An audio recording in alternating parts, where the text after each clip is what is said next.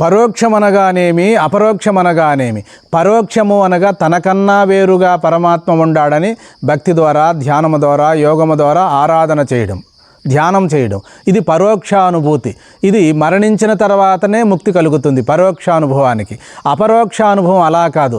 శాస్త్రముల ద్వారా, సద్గురువుల ద్వారా సద్వస్తువు తానేనని చెప్పి తెలుసుకొని తానెప్పుడు ఆత్మస్వరూపుడై మిగులుతూ ఆ సహజానుభవంలో భగవాన్ రమణ మహర్షి బోధించినట్లుగా నీవెవరో తెలుసుకొనమని ఆత్మస్వరూపుడువై మిగిలి ఉండడమే. తన యందు మనసు గాని, బుద్ధి గాని, చిత్తము గాని లేదని, తానెప్పుడూ పరిపూర్ణ పరబ్రహ్మ మాత్రుడేనని చెప్పి సంపూర్ణమైనటువంటి ఆత్మస్వరూపమునందు అనుభవాన్ని గడించడమే అపరోక్షానుభూతి.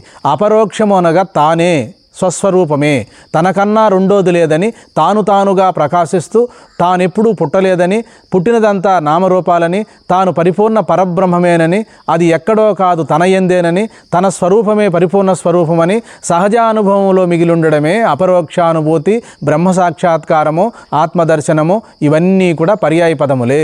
అపరోక్షానుభూతి అనగా తాను పరమాత్మ స్వరూపుడని అనుభూతిని గడించడమే అపరోక్షానుభూతి. హరి ఓం.